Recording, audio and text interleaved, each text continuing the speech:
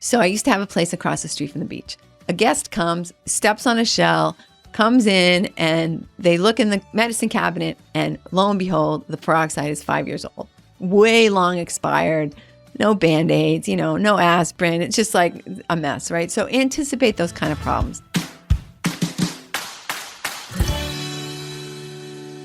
Hey, welcome to Women Creating Wealth.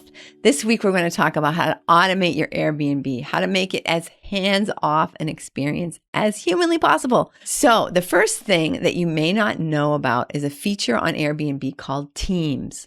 You can assign people to your team, and you can give them access to your either one listing, all your listings, whatever you choose. So they can go in, for example, let's say your cleaner, which first, let me say you must have a cleaner if you want to automate your Airbnb experience. You cannot be floating around the world enjoying your life and spending your money if you have to run back and clean the place. So make sure you have a really reliable cleaner. And this should be someone who's flexible enough that if you don't want to do specific week-long terms, right? That is one thing you can do, is to create mandatory check-in and check-out dates. I think that limits you. But anyway, make sure your cleaner is flexible enough to be able to pop in whenever you need that person to do so.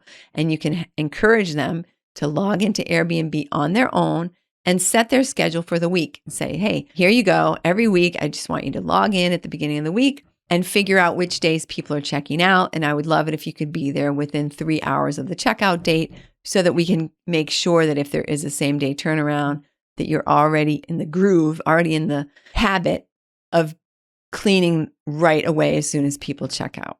So you would have your cleaner give that person, that person's now a team member, that cleaner can log into Airbnb and see your schedule and check it all out and alert you if there's a problem, whatever. The other thing they can do is to give you a note that says whether or not the person was good as far as like how they left the house. That's another great reason to have the cleaner come right away, because then you can get that feedback when you or whoever is giving the person a review, you know if they left the house in a mess or not. Now, one of the big things about Airbnb automation is the communication with the guest. So you want to have a person who can answer questions the guest might have as they're moving through the booking process. And what you want to do is you want to write down every single one of those questions, because those questions can then be turned into either something that gets sent to them as part of the booking process, or potentially it could become part of a guidebook. Like I used to get a lot of questions, in the beginning about like, where should I eat? What should I do? Where's the nearest grocery store? All that kind of stuff can go into the guidebook. And then you can I definitely recommend that you check out the previous episode that we did on scheduled messages, but you can have that be part of your scheduled message just to remind people to check out the guidebook for lots of great local information. And then if they have a question that is in the guidebook, your person who's answering guest questions can have a canned message, what they call a quick reply, that just says, hey, hi, and then you're going to put their name in there. And there's, again, watch that episode about messages to show how you can use their actual first name. So you're going to use, hi, guest, great question. If you haven't had a chance, check out the guidebook, because your question and lots of other questions that you might not have even thought to ask yet are going to be answered in that guidebook. And then you give them a link to the guidebook. And that becomes a quick reply. So you get the question, oh, where should I do this? And then you just say, oh, that's going to, your person who's answering questions doesn't have to know anything about you or anything else. All they have to say is, oh, this is a guidebook question. All I need to do is send this quick reply that talks about the guidebook. Boop. 2-second operation, whether it's you or, your young child, who happens to be computer literate, or anybody, a VA, virtual assistant, anybody can answer these questions for you because you've already answered them in advance in either a quick reply or a scheduled message, okay? Another thing to think about is there might be a lot of things that you think are kind of obvious. And actually, when I was doing a lot of touring around Europe and Africa, I was actually going to write a book that was going to be called How to Flush the Toilet Across the World. Because almost every place I went, it was a different way to flush the toilet. So I'd be in there and going, what the heck? So you'd be, and sometimes you either got to push a button, pull a thing, step on something, run around, whatever. there's all different ways in every country to flush a toilet. So you think, oh, that's totally obvious. Well, maybe not, right? Maybe someone's coming from a place where you step on a pedal to flush the toilet, and at your house, no pedal. What do we do, right? So over-explain things that you might think are obvious. You want to over-explain them, and lots of notes and signs and pictures all around the house will make it so much easier for your guests and for you as far as getting questions and things like that. How do I turn on the shower? How does a trash disposal, how does the garbage disposal work? What's this thing for? All kinds of stuff around the house, including, for example, what's in the cabinet. Does a guest really need to open every single cabinet when they check in to figure out what you have there? No, you just put a little label on each door or drawer that says, flatware is here. Here are your mugs for the coffee. This is where you'll find salt and pepper or whatever. So those kinds of things really, walk around the house and think about, like, you're in a strange place for the first time. What would be helpful? And often, like, where's the Wi-Fi? Some big place. That's a thing. People are going to ask. I used to put the Wi-Fi right on the TV so that they could easily see, oh, there's the Wi-Fi code, because the first thing a lot of people do is walk in and turn on the TV. So over-explain lots of signage throughout the house, including pictures. And that's what I was going to say, especially with the check-in process. You want to have lots of photos, because check-in is the most stressful time for people, right? Maybe they just got off a 10-hour flight. It's 2 a.m. They don't even know if they're at the right house. They're trying to be really quiet, and they're just like, okay, I'm about to potentially try to break into this person's house. I really, want to make sure I'm at the right place. So a picture of the steps, and then you're going to walk up these steps, or you're going to get into here's the front door, walk through the front door, and here's the elevator. Push the button on the elevator, and then you have a picture of the elevator button with a finger, pointing towards the floor. There's a push button lock on the door. Same thing, a picture of the door, a picture of the lock on the door with a finger, Just make it really, really, really easy for people, especially if English is not their first language, or it may not be a language for them at all. They might be visiting outside their own country for the first time. So lots of pictures make for a lot less communication with your guests, because you're actually communicating with them in advance of them ever even needing you to communicate with them. And believe me, even if they don't really need that level of detail, they will appreciate it. And they will say, like, wow, this person really wants to make sure that we have a good time. They really want to make sure everything's easy for us. And that translates to great reviews. Another great way to make sure that your Airbnb is as automated as possible is the use of a lot of messages. Airbnb allows for 2 really great things, which are, of course, you can communicate ad hoc with your guest, but you want to take advantage of scheduled messages that go out at a certain time. Watch the episode that we did on that a couple weeks ago. And what they call quick replies. So same as what I was talking about with the guidebook, you want to just, like, common questions, but potential problems that people might have, just a quick reply that shows, like, for the Wi-Fi question, someone says, what's the Wi-Fi code? Well, you could say, well, stupid, I put it in 15 different places in the property. No, you just say, oh, you can find that in the Airbnb guidebook, and here it is, right? So just reminding them to go back and check Airbnb for lots more info. And by the way, here it is, so you don't have to do that right now. So definitely take advantage of scheduled messages and quick replies, and try to make them as easily, as well labeled, as clear as you can, with as much information. But let me just give you a little bit of a caveat about scheduled messages, because the scheduled messages go out when you schedule them. So here's an example. The other day, my boyfriend got a last minute cancellation from a guest. So he canceled on Wednesday. He was supposed to show up Friday. And so, we were going to go up there. We said, oh, weekend available. Let's go up. Instead, what happened was somebody booked. So Thursday, the cleaner hadn't even been there yet. Thursday, somebody tries to book for Thursday night. So it's like 5:00 at night, and they want to show up that night. So the message that would have gone out 2 days ahead of their check-in to tell them all the information about how to check in, that didn't go out, right? Because what Airbnb does is it says, oh, message skipped because of timing.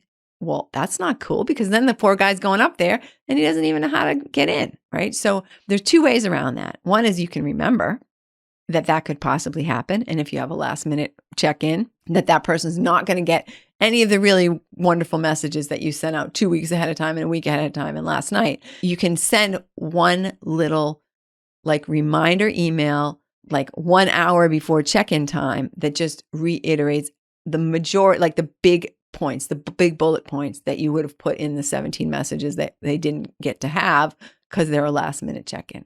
Okay, so just that one little caveat about scheduled messaging, that they only go when they're scheduled. They're not going to the person's not going to get all the messages they missed. Okay, so watch the episode on scheduled messages and take advantage of both scheduled messages and quick replies to make the whole communication process so much easier. Another great thing you can use to maximize your Airbnb revenue is to do smart pricing. And again, this all happens automatically. Smart pricing is just a button that you turn on Airbnb. You set a minimum and a maximum. And then basically what happens is Airbnb looks at how many people are looking for property in your area for that particular point in time, and they adjust the price automatically. So we were just looking at my boyfriend's listing, and the day after, so he's got a little tiny. It's like one room with a Murphy bed. Very, very small listing. And, he's set the minimum at like $60. Well, the day after Christmas, the price is $225, like automatically from Airbnb, because they're seeing, ooh, this is a big weekend. Everybody wants to go up this weekend. So they're automatically adjusting that price. And, they're looking at what hotels are charging, because hotels put their stuff on Airbnb too now. A lot of hotels put their rooms on Airbnb. So they're looking at hotel rooms, they're looking at stays at inns and bed and breakfasts, and they're calculating all those numbers to come up with a number for you, what your property should be renting for. You don't have to say, oh, I got to remember that this is a big weekend. I got to go ahead and change the price on that weekend. And I got to remember that this is like, homecoming week. I got to make sure I do that. No, you don't have to do any of that, because Airbnb will automatically keep track of that through smart pricing, and they'll adjust your price accordingly within your parameters. Another great thing that can make your whole automated life on Airbnb easier is having lots of supplies. So, that's not just like paper towels, toilet paper, soap, shampoo, blah, blah, blah, blah, blah, all that kind of stuff. Although I have to tell you, I stayed at this Airbnb in New York City, and I opened one of the cabinets, one of the closets. Okay, this is like a double closet like you'd find in a bedroom. I opened that closet, and the entire closet is full of toilet paper. There must have been 200 rolls of toilet paper in there. At least. I mean, obviously I didn't add them up, but it was just chock-a-block full of toilet paper. So obviously this particular host was like, I never want to visit there. I never want to have to go restock anything. It's going to be all automated, and you're never going to have to run out of toilet paper. So that kind of thing, plenty of those kind of supplies, but also supplies like linens, right? So you want to make sure that your cleaner can take the towels that are there dirty, take them away with them, and bring new ones that they had from before. So like at least 3 complete sets of towels and sheets, so that there can be ones that are washing and ones that are dirty and ones that are clean, right? So all the time, at least 3 sets of everything, And I don't know if you saw my tip earlier, but one of the great ways to get great reviews is to use white sheets. It's a thing. Okay, so that is, supplies are big. Like I said, you don't want to have to be running out of anything, and it allows you that flexibility with the cleaners. And there was something else I was going to say about supplies, but unfortunately I forgot. So now when you want to think about the experience, so again, you always want to be thinking, what could possibly go wrong? So when people are checking in, make sure that there are some motion lights so that everything's easy for them. You're not going to get like, I don't know if I'm at the right house. I don't know what's happening. I don't know where, blah, blah, blah. Have a light that points to the number so they know they're at the right house. Have lights that light up when people come into the driveway. Then you don't have to remember. No one has to remember to go turn. Oh, they're coming in after dark. I better go turn the lights on. No, automate all those kind of things. Make it so much easier for you. Another thing that you can do that makes things really great for you is to use smart stuff. So imagine a guest is locked out for some reason, and you've got a Ring doorbell. So all they have to do is ring the bell wherever you are in the world. Your thing lights up. Oh, super. You're locked out. Okay, no problem. You let them in. Life is back on track again. You didn't have to send the super. Nobody had to come over there. You had the ring light. You had the automatic door lock. Everything was chill. Okay. And now imagine that you have an automated thermostat. So you can automatically know, like a few episodes back, I was telling you about this crap experience I had with people who checked out when the temperature outside was below 0 Fahrenheit, and they checked out and they shut the heat off completely. Now, if I had been smart enough to have a smart thermostat, it would have alerted me that the temperature in the house was below 55 degrees and that the heat was turned off, and all I would have to have done is just hit the button, turned everything back on, no frozen pipes, everything chill, and that's another great way. No one has to run to the house. No one has to worry about everything. You've got lots of smart devices throughout the house that are helping to make everything better for you, and easier for your guest. The only caveat about smart devices, if you have any smart devices that are going to record, potentially broadcast any kind of audio or video of the person staying there, you have to reveal that to them before they book. So I don't know why you would do that, but if you had, like, for example, a little spy cam in a smoke detector, you'd have to tell them that you have video equipment in the house that could record them. That's a law in the United States. I stayed in this place, I want to say it was like in DC, where they had a camera in the house for protection, right? So in case it was empty and somebody would break in. So what they did in that case is they said, there is a recording device in the house. There's a smart camera. So as soon as you check in, go to the kitchen and unplug this plug, because, then it won't be broadcasting anymore. So in that case, they were alerting me to the fact and letting me know how to disable that. And then I suppose if there were a problem in that case, they could say, oh, you can't figure this out or something's wrong. Well, plug the camera back in and then I'll be able to log in and see if I can help you diagnose the problem. So anyway, just notification information if you do have any cameras or recording equipment that could broadcast information about that guest to you someplace else in the world. And that brings us to anticipating problems. What can possibly go wrong? And it might not be the things that you could think about, right? You might have to really bring yourself to that pessimistic place and think of, like, what's the worst thing that could possibly happen? Well, maybe there could be a fire on the stove. So you want to have some signs around that say, never pour, here's a box of baking soda, never pour water on a grease fire, like lots of little signs around there. And let me ask you honestly, do you know how to use a fire extinguisher? Because even though you probably have some concept of how to use a fire extinguisher, I don't know how to use one. And although I'm 100% sure I could figure it out under normal circumstances, when the house is burning down, maybe I can't. So giant signs telling people about all kinds of stuff throughout the house. So helpful. And for example, so I used to have a place across the street from the beach. A guest comes, steps on a shell, comes in, and they look in the medicine cabinet, and lo and behold, the peroxide is 5 years old, way long expired, no Band-Aids, no aspirin. It's just like a mess, right? So anticipate those kind of problems. Have an up-to-date first aid kit. Have plenty of Band-Aids. Have, mouthwash and throat lozenges and acetaminophen and whatever, things in there that you think people might want and need during a trip to your place. When I had the beach place, I lived next door, right? And there was some, you could hear some things. It wasn't but anyway, I'm in my bedroom one time and I hear this loud bang. I was like, what the heck? The person next door had slipped in the shower. They could have been killed. They could have cut their head open, right? Instead, they were like, oh, I'm so sorry. I'm so clumsy. And I'm thinking, holy crap, thank you for not suing me, right? So things like bath mats, right? Just think about, maybe even some towel, some of those grab rails, so that if somebody did start slipping, they could grab themselves. Or if they're a little older, if they're a little bit less mobile, they could have something to grab onto. So anticipate anything that could go wrong. So along those lines, there's 3 things that I think you can do to make yourself a better and more automated Airbnb host. Number 1 is to be a guest yourself. You can write this off. Travel around the world, travel around your country, travel around your town. And first of all, I recommend traveling to a place where you don't speak the language. How did the host help you, or did they help you in that regard? Did they speak to you in your language, or do you have to translate everything? Did you get to the property and everything is in the native language? Was there anything that could have been done to help you to feel more comfortable in that place? And if there was, write that down. If there wasn't, write down what they did do to make that all easier and happier and better for you. Also, you can invite people who who are maybe a little bit critical to come to your Airbnb and to stay there as a fake guest and to make notes themselves of what could I do here in this property was there anything quirky? Was there anything that you had a question on? Is there anything that would have made it more comfortable for you?